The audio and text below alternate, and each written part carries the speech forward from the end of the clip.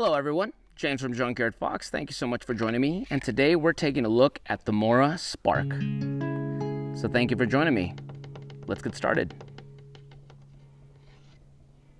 So this knife, the Mora Spark, is the newest addition to the Mora knives family. Now, it's going to look, like I said, a lot of familiarity because it's essentially a Mora companion. Now, a lot of outdoors people you most likely have this knife if you're into the outdoors. The Mora companion, it is a classic, well-trusted, well-used, well-loved. Now, this one is very similar outside of a little bit of differences in the handle. However, this one does come with a ferro rod built into the back for making fire. That's something the original companion does not come with. Now, once again, longtime fans of Mora will know that Mora did have a similar model to this. I mean, nearly identical model called the Mora Light My Fire knife that had the same thing. That was a collaboration between Mora and Light My Fire that is no longer existing. I believe that the contract ended, so Mora decided to just go ahead and just do their own version completely. And like I said, it's very similar to a companion. The only difference is you have a ferro rod in the back, and you also have a very sharp 90-degree spine.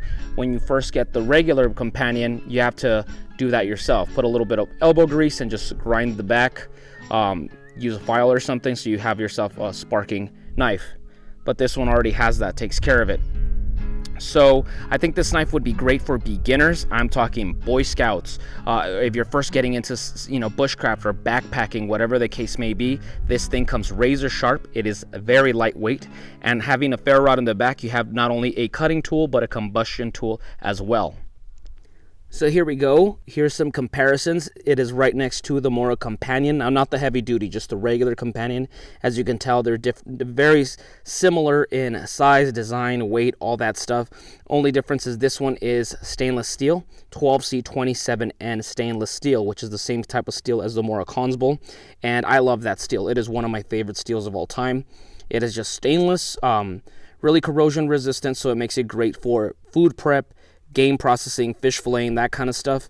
At the same time, you're able to get that thing razor sharp very easily. The Consbull is quite easily the easiest knife that I'm able to get that thing razor sharp right away. So I think it just gets the best of both worlds. And once again, keep in mind, razor sharp 90-degree spine, Scandinavian grind, really good. So let's put it to the test.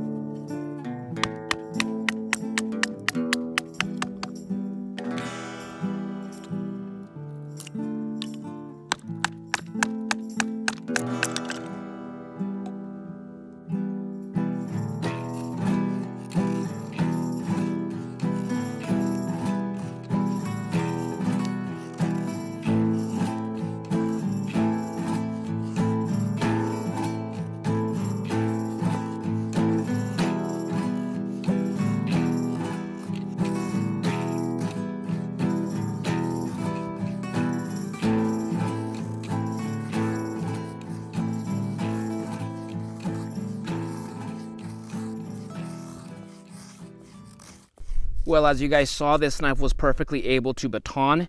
It didn't have any issues with that. Now, it's not a full tang knife, but honestly, in my personal opinion, I think the whole full tang debate is very overrated.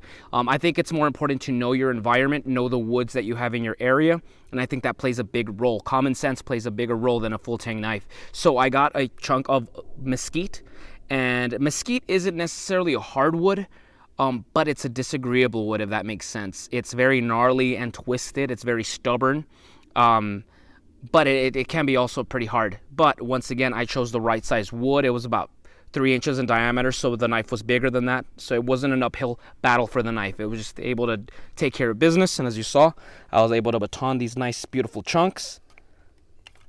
And I was able to feather stick. So now, moment of truth. Time to break open the ferro rod and get this thing lit. Now, once again, it's mesquite, so it's going to be a little bit difficult. Also, we're on a rock floor, so I have to be very careful not to get the knife all the way down there. I don't want to risk dinging it. So let's go ahead and try this out. And one problem for me personally is just this is just a little small. I have very large hands. Well, I have long fingers mainly. So it can be a little bit difficult. So I know this is a little bit of an uphill battle right now. Rock floor, mesquite feather sticks, and a small ferro rod. But let's get to it.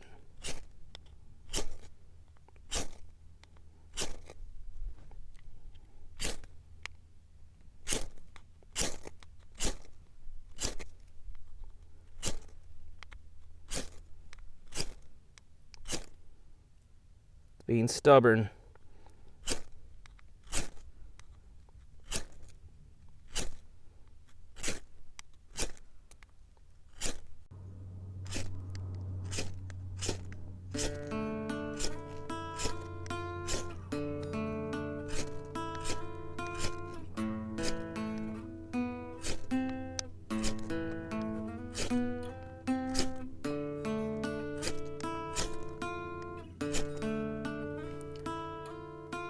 That's frustrating. Damn you, mesquite wood.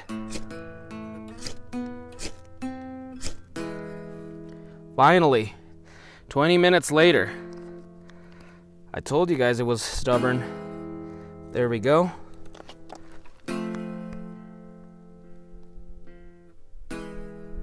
Alright guys, so finally, after about 15 minutes of trying to get that fire going, we finally got it lit. Like I said, mesquite can be very difficult, very stubborn, but it makes exceptional cooking wood. So we're just going to go ahead and stoke this up, get it nice and hot, so we can go ahead and make some green chili hot dogs. And there it goes, dying out on us again. Well, our feather sticks just burnt out. I told you guys mesquite is just so stubborn. So we're just going to get a tinder bundle, which is realistic anyway. We have so much dead grass out here that this would be our first choice before making a one-stick fire. So this is nice and fluffy, nice and soft.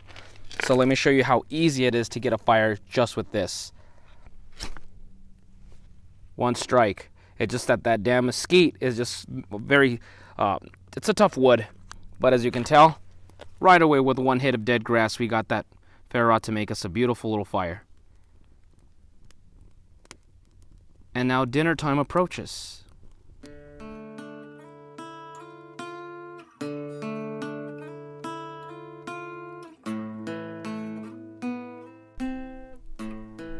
Well, no surprise that the Mora knife was able to make a fire beautifully. Now, Moras are known for being great at woodworking and feather sticking, that kind of stuff. And as you saw, with the Scandinavian grind, it was able to baton, feather stick, and of course, killer 90-degree spine. And now a ferro rod, we were able to get this fire going. Now, once again, mesquite can be quite disagreeable sometimes, but when you finally get it, you get good cooking wood, which is going to segue into our second test. We're going to let this fire burn down to a nice hot bed of coals, and then we're going to use it for processing food. And I think most people would use their blade to some degree or another for kitchen prep, making food, stews, that kind of stuff. So what we're going to do is make some green chili hot dogs. So that'll lead to our second test.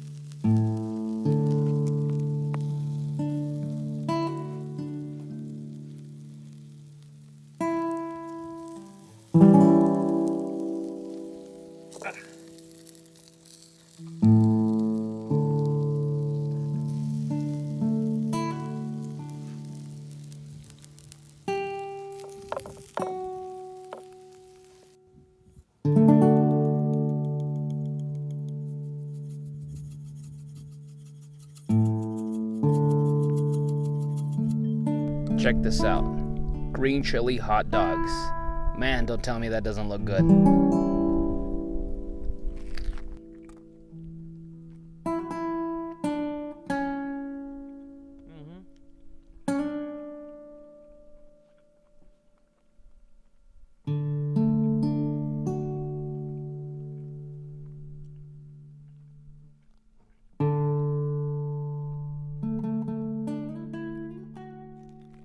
Well, folks, there you have it, our review for the Mora Spark, another welcome addition to the Mora family. I mean, with Moras, you're getting a quality blade for not a lot of money. I mean, that 12C27N stainless steel is one of my favorite steels. It's easy to maintain, it gets razor sharp, and it's great for camp cooking, fish filleting, that kind of stuff, and it doesn't require a lot of care. Same thing with the rubber and the plastic handle. So once again, I think that combined with the plastic sheath, it makes a great knife for a beginner. If you have a kid, you know, somebody in Boy Scouts that you want to introduce them to knives and to the outdoors, that kind of stuff, or a girlfriend, or you yourself are barely getting into backpacking and hiking and prepping, and you don't want to spend a lot of money on a good knife, I think this knife is really great. Once again, you're getting a spectacular blade, and now you're getting a ferro rod that goes along with it. Killer 90-degree spine. So, I mean, you're getting the best of both worlds right here for not a lot of money. Now, if I had to give one slight criticism, and it's more of a nitpick than a criticism, but I have noticed, I've been using this knife for several weeks now, and when I'm putting a lot of pressure, particularly like something like batoning and stuff, these cavities, these holes you can feel, and they don't necessarily hurt, but this one back here, see if I put a lot of pressure, you could see a little bit of the imprint on my the palm of my hand, right there, you see it? Now, I'm not going to say that it's particularly painful or anything like that. It doesn't hurt, but you can feel it there. You can feel that there's a hole there. That might be an issue for some of you guys, but once again, I have like tarantulas for hands, so that may be different for everyone else. But once again, great little knife. Thank you guys for watching. The sun's about to set. We're going to enjoy our dinner. Now, once again, thank you, big thank you to Mora for sending this to us to share with you guys, particularly Suzanne. Congratulations on the baby, by the way. So if you like this video, guys, if you're interested in this blade, I will put the link down below to our Amazon store so you can purchase it, and puts a couple cents our way, so it gets us out here a little bit more often. So big thank you to you guys for helping us with our links, especially our Patreons. You guys do so much and we do so little in return for you guys. So we're trying to change that, give you guys a little bit more attention. In fact, you know, I'm going to pay it forward. And one of you lucky patrons next week, I'm going to select randomly so you guys can get this knife. So I'm going to pay it forward. This knife was sent to me. Now I'm going to send it to one of you guys. Thank you all. I think you deserve it. Now, in case you have any questions on the recipe we just did, the green chili hot dogs, I just kind of skimmed through it for this video because that wasn't the point of it. It was the video was about the knife. But I do have a link to our actual video where we step by step on how to make this in case you're interested. And that's about it, guys. So if you have any questions, go ahead and give us a thumbs up and comment down below if you have any questions. And we'll see you guys next week with another video. Now go outside and get your boots dirty.